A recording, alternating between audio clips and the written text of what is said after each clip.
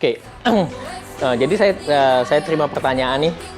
Kira-kira saya bisa nggak saya bagikan tips-tips bagaimana menjadi dokter?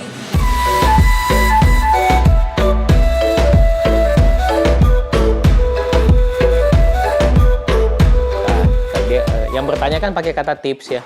Tapi kalau menurut saya mungkin lebih tepat apa yang perlu disiapkan ya untuk kita menjadi dokter. Kalau tips-tips kelihatannya terlalu ringan ya. Tapi kalau menurut saya apa yang perlu kita siapkan? Oke, ada beberapa hal yang mesti saya sampaikan. Pertama, apa yang akan saya sampaikan mungkin tidak cocok untuk semua orang karena tipsnya saya belum tentu cocok dengan tips orang lain. Kenapa? Karena ya latar belakang background keluarga, faktor ekonomi itu berbeda. Jadi tidak semua tips itu yang mungkin perlu kita tahu, tidak semua kiat-kiat orang itu bisa kita caplok, nggak bisa. Karena background-nya beda. Yang saya harapkan ketika saya membagi kiat-kiat saya atau pengalaman saya itu adalah yang cocok pengalamannya bisa mengikuti path-nya.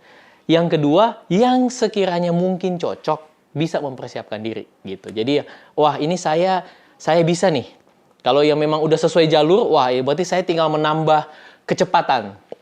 Kalau yang misalnya belum ada di path itu, tapi melihat, oh ini kayaknya cocok, bisa, ya oke silakan ambil. Oke, yang selanjutnya adalah masa saya menjadi dokter dan masa sekarang itu berbeda. Sangat berbeda, sehingga apa ya, kiat saya 4 tahun yang lalu, 24 tahun yang lalu, itu sudah mungkin tidak cocok dipakai zaman sekarang. Tapi karena pertanyaan itu ya kok saya coba. Jadi kalau dirasa sesuai silahkan, kalau nggak dirasa sesuai ya saya minta maaf. Berarti kita harus mencari kiat yang lain. Yang pertama ya, ini menurut saya ya. Yang pertama untuk menjadi seorang dokter, seseorang itu harus memiliki, saya nggak bilang dia harus pintar ya, tapi dia mesti membangun kebiasaan yang menunjang ketika dia menjadi seorang dokter. Kalau menurut saya, ada banyak kebiasaan, tapi menurut saya kebiasaan yang pertama, dia harus punya keinginan untuk bekerja keras. Karena nggak bisa menjadi dokter kalau tidak bekerja keras, terutama ketika menjalani proses pendidikannya. Yang kedua, dia harus punya kemampuan, membangun kemampuan untuk belajar terus. Kenapa? Karena dunia kedokteran itu berkembang terus. Ilmu yang saya pelajari 10 tahun lalu, mungkin 10 tahun kemudian sudah tidak sesuai, atau ternyata setelah kita istilahnya long term follow up-nya, ternyata teknik operasi itu atau obat yang digunakan itu ternyata punya efek samping, atau ternyata tidak cocok lagi, atau ditemukan obat yang baru, ditemukan teknik. Ya, makanya seorang dokter itu memang harus terus mengembangkan ilmunya. Nah, kalau dia tidak memiliki keinginan untuk belajar terus, agak sulit. Zaman dulu, saya nggak bilang dulu-dulu amat, saya 20 tahun lah mungkin, dokter itu identik dengan profesi yang mulia, mungkin saking mulianya itu kalau apa yang dokter bilang orang langsung oke. Tapi zaman sekarang nggak begitu. Pasien sekarang sebelum datang ke dokter sudah membaca.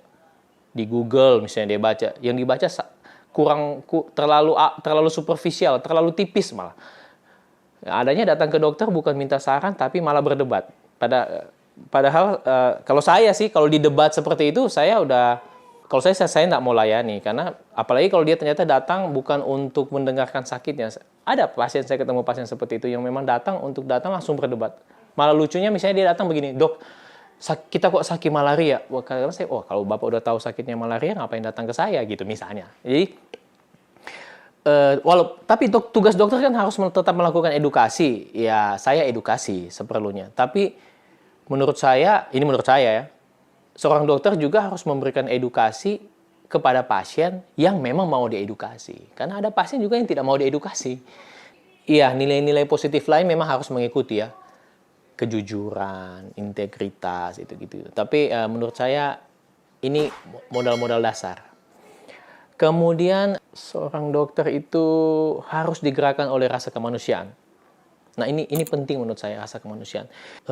Di tengah dinamika kehidupan atau dunia yang sedang kita jalani saat ini, walaupun saya nggak melakukan studi ya, saya cuma takut aja bahwa rasa kemanusiaan mungkin makin tumpul. Dan menurut saya itu berbahaya kalau seorang dokter ternyata tidak lagi digerakkan oleh rasa kemanusiaan. Nah menurut saya profesi dokter itu adalah profesi ya untuk kemanusiaan. Kalau bahasa guru saya, kalau kamu merasa bahwa kamu kalau seorang dokter sudah kehilangan rasa kemanusiaannya, mendingan jangan jadi dokter. Karena nanti pasiennya jadi komoditi. Kalau mungkin orang tanya kepada saya, ya saya mesti jujur, saya bilang ke anak saya bahwa nggak usah jadi dokter. Sementara mungkin orang tua lain yang anak dokter, pingin anaknya jadi dokter. Kalau saya bilang ke anak-anak saya kalau boleh, kalau Tuhan berkenan, kecuali Tuhan memang menugaskan. Tapi kalau seandainya ada memungkinkan, mungkin nggak usah, jangan jadi dokter. Karena menurut saya ini profesi yang bukan saya nggak enjoy, tapi berat dan tanggung jawabnya di sana itu menurut saya berat. Jadi saya bilang ke anak saya kalau memang ada profesi lain, mungkin profesi lain aja. Tapi kalau jadi dokter menurut saya berat di zaman sekarang ya. Itu saya. Orang lain mungkin nggak seperti itu. Kemudian suka atau nggak suka, menurut saya kuliah dokter, apalagi di zaman sekarang, harus punya dana. Nah, nanti orang bisa tanya gini dong, oh berarti yang miskin nggak bisa jadi dokter? Oh, nggak juga. Saya nggak bilang begitu. Tapi tapi nggak bisa ditutup mata bahwa memang harus punya dana. Jadi kalau nggak punya dana, usahakanlah punya dana. Cari beasiswa, menabung. Jadi kalau ada orang tua yang pingin anaknya jadi dokter, penghasilannya itu misalnya nggak terlalu banyak, ya kita harus manajemen keuangan. Memang kita mesti sisihkan. Penghasilan kita pas-pasan. Ingin anak jadi dokter, tapi orang tua tetap mau glamor, ya nggak cocok. Nggak bisa. Harus berkorban memang. Kita harus, karena memang pendidikan dokter itu mahal. Dikit-dikit duit. Berapa hektar tanah kau udah habis? Belum kelar-kelar juga. Kalau kemudian statement saya itu langsung dikaitkan dengan, oh berarti hanya orang kaya. Oh nggak juga begitu. Meskipun ya, pendidikan pada zaman saya memulai sebagai seorang dokter itu tidak sama seperti zaman sekarang, tapi menurut saya kurang lebih sama lah. Mama saya, mungkin saya bisa bilang mungkin ya, orang tua saya bukan dari keluarga yang ada, mungkin cenderung menengah ya. Tapi ya karena memang orang tua saya memang saya ingin jadi dokter, mereka setuju, support. Jadi ya orang tua saya di samping bekerja keras juga menyisihkan tabungan untuk menjadi dokter. Ya dalam perjalanannya saya mesti akui bahwa saya menemui kemudahan-kemudahan. Ya mungkin memang tujuan saya, memang Tuhan menciptakan saya, desainnya memang jadi dokter, jadi dimudahkanlah jalannya. Ya, jadi ada kemudahan-kemudahan. Tapi saya bilang memang menjadi dokter itu mahal, besar biayanya.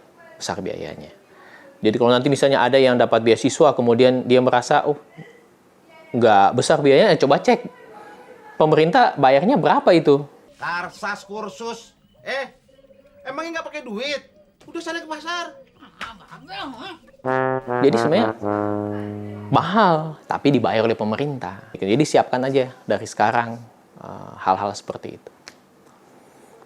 Yang paling terakhir ya tentu saja kita ya itu jangan pernah dilupakan ya. Pasti ya kita berdoanya untuk cari tahu memang kita ini diciptakan untuk jadi dokter atau bukan. Jangan-jangan kita nggak diciptakan untuk jadi dokter.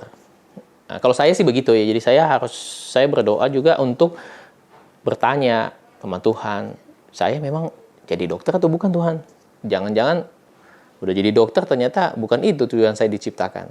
Nah, itu juga poin yang paling terakhir. Karena saya tahu ketika kita misalnya kita tahu nih dalam hati, ya saya nggak akan bicara spiritual.